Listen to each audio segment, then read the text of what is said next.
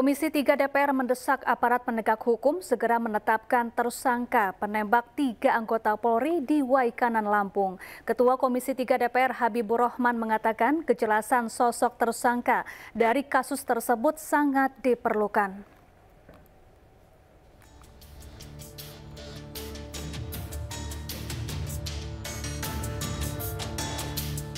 Komisi 3 DPR RI mendesak aparat penegak hukum segera menetapkan tersangka penembak 3 anggota Polri di Waikanan, Lampung. Ketua Komisi 3 DPR RI Habibur Rahman mengatakan kejelasan sosok tersangka dari kasus tersebut diperlukan. Ada keluarga korban yang menunggu kepastian, siapa tersangkanya, harus jelas gitu loh ya. Kan sudah ada yang ngaku tuh, katanya oknum TNI. Kepala Penerangan Kodam 2 Sriwijaya Kolonel Infantri Eko Syahputra Siregar menerima teror dari orang tidak dikenal pasca memberikan informasi perkembangan kasus penembakan 3 polisi ke media. Teror tersebut diduga bentuk kekecewaan oknum yang tidak suka atas pernyataannya di media.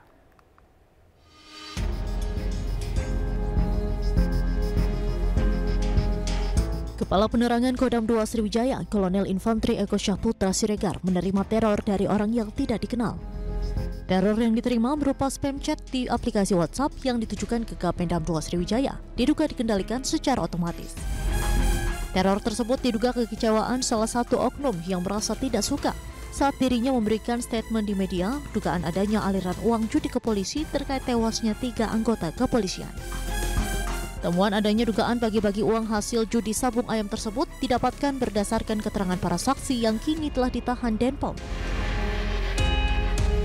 Merespon hal tersebut, Kapolda Lampung Irjen Pol Helmi Santika menegaskan, isu adanya dugaan setoran judi sabung ayam terhadap aparat penegak hukum di Polsek dan Koramil Negara Patin Waikanan, Lampung perlu adanya pembuktian yang jelas agar tidak menjadi fitnah. Meski demikian, Helmi Santika menegaskan pihaknya berkomitmen akan melakukan proses hukum yang tegas dan transparan jika hasil penyelidikan terbukti adanya aliran dana judi sabung ayam di internalnya.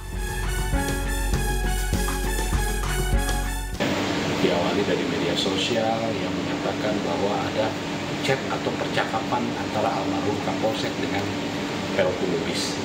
Nah, buat kami ini harus dibuktikan datanya, faktanya mana gitu, bukan hanya medsos, tapi dalam rangka merespon informasi itu, ya, tim dari Divpropam Polri, Itwasum Polri, Propam Polda dan Itwasda Polda sudah turun untuk melakukan klarifikasi pengecekan apakah betul ada peristiwa itu atau tidak. Walaupun menurut saya, kalaupun itu ada, tidak boleh mengaburkan peristiwa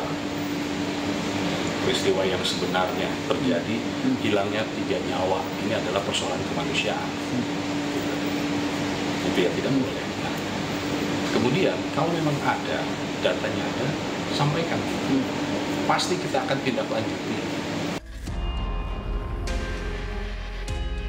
Menurut Kapolda Lampung, isu yang berkembang ini tidak boleh mengaburkan peristiwa tragis yang merenggut 3 nyawa anggota Polri yang saat ini tengah dilakukan penyelidikan dan penyidikan oleh tim gabungan investigasi. Dari Waikanan, Lampung, tim liputan iNews melaporkan.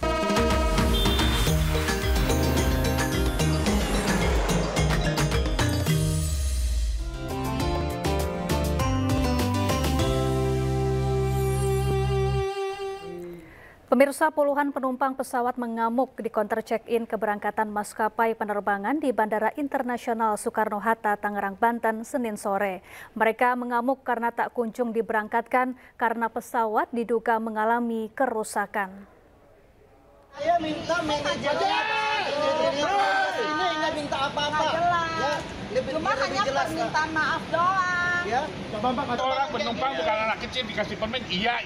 Para penumpang ini menuntut kejelasan dari pihak manajemen maskapai penerbangan agar mereka bisa segera diberangkatkan. Pasalnya mereka sudah menunggu berjam-jam, namun tak kunjung juga diberangkatkan. Ibu baca dulu deh, Bu.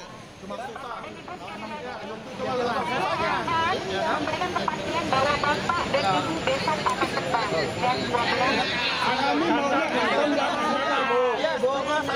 Ini Ya, adapun yang diberangkatkan hanya 93 penumpang, selebihnya diberi kompensasi menginap di hotel.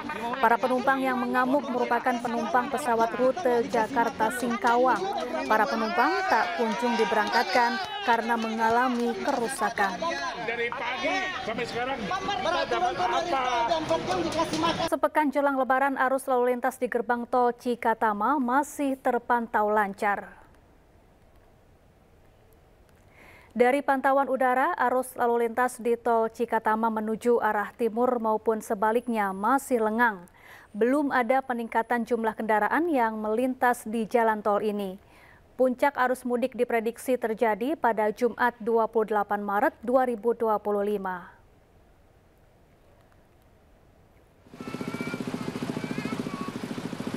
Sementara itu di jalur arteri Kalimalang, lalu lintas ramai lancar. Para pemudik motor memilih perjalanan malam hari untuk menghindari panas. Jumlah pemudik motor di Kalimalang diprediksi akan terus meningkat hingga Lebaran nanti.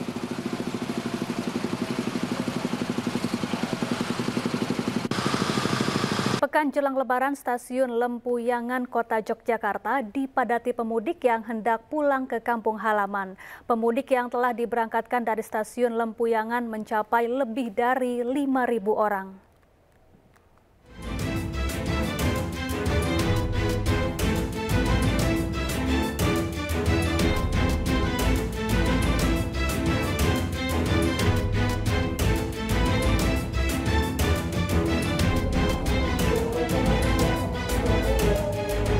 Sepekan jelang Lebaran, stasiun Lempuyangan Kota Yogyakarta dipadati pemudik yang akan pulang ke kampung halaman.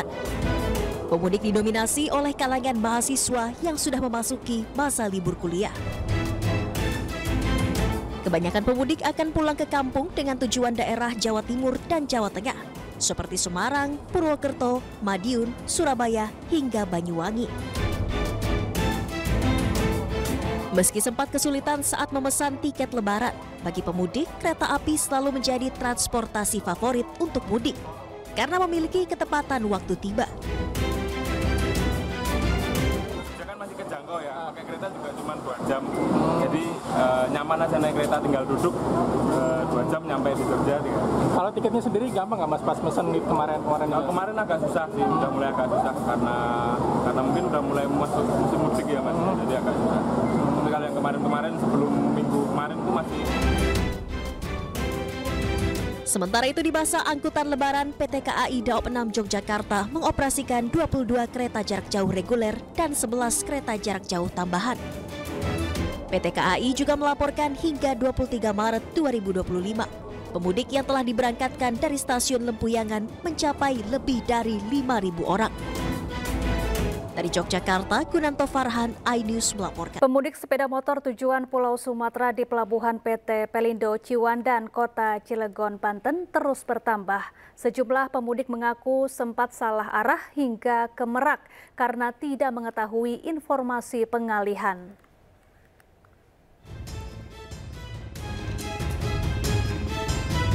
Pelayanan penyeberangan di Pelabuhan PT Pelindo Ciwandan, Kota Cilegon, Banten mulai dibuka untuk pemudik dengan kriteria kendaraan roda 2 dan truk berukuran sedang.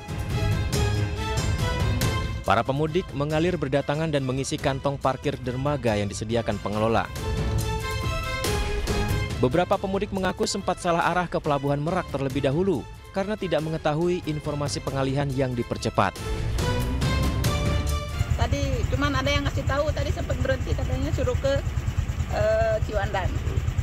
Sebelumnya belum tahu kalau misalkan langsung dialihkan belum ya? Tahu, katanya sih kalau lihat-lihat berita kata orang mulai dari tanggal 26 baru di Ciwandan katanya. Tapi ini dimajukan Bu ya?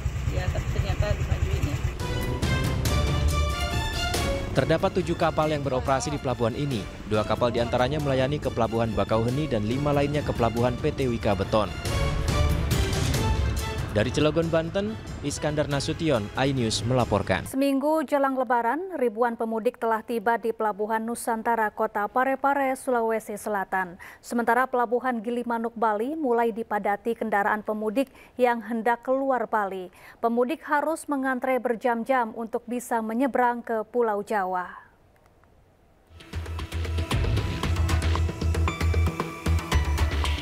Dengan menggunakan KM Pantokrator, sebanyak 1.500 pemudik tiba di Pelabuhan Nusantara, Kota Parepare, Sulawesi Selatan pada Senin siang.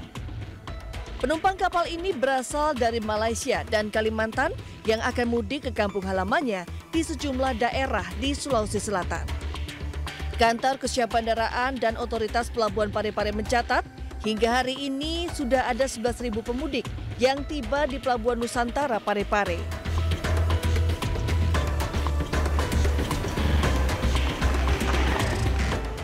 Kepadatan pemudik juga terlihat di Pelabuhan Gilimanuk, Bali sejak Senin pagi. Para pemudik yang menggunakan kendaraan roda 4 harus bersabar untuk bisa masuk ke pelabuhan.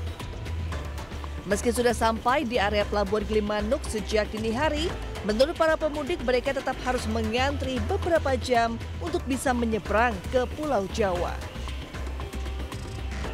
Ini sudah jam berapa nyampe di pelabuhan tadi? Sudah jam berapa ya? Mulai jam 6, setengah 6 tadi. Setengah 6. Tadi di perjalanan gimana, Pak? Macet.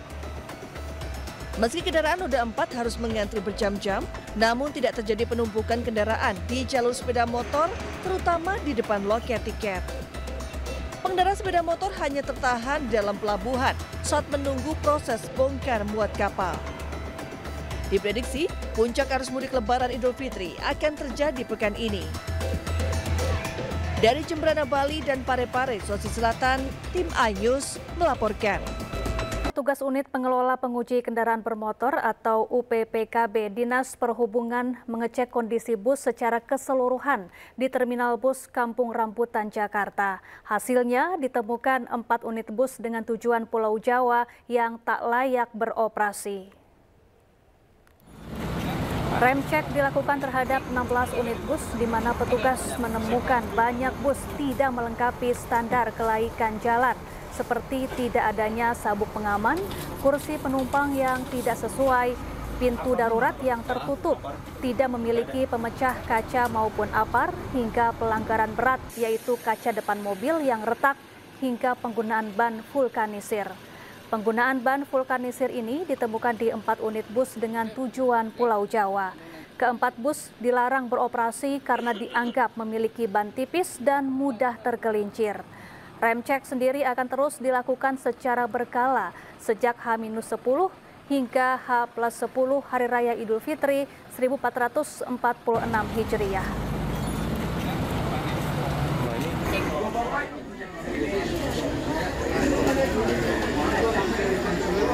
Kepala Dinas Perhubungan DKI Jakarta bersama jajaran kepolisian lalu lintas Polda Metro Jaya melakukan pengecekan langsung ke sejumlah terminal bus dalam persiapan angkutan mudik Lebaran tahun 2025. Salah satunya ke Terminal Bus Kalideres, Jakarta Barat. Tak hanya memeriksa kondisi bus, petugas juga memeriksa seluruh terminal. Sementara itu terkait fenomena terminal bayangan yang masih marak bertebaran di sejumlah titik di wilayah Jakarta Barat, Kadishub DKI Jakarta meminta agar masyarakat memilih untuk melakukan perjalanan pulang kampung melalui terminal resmi milik pemerintah.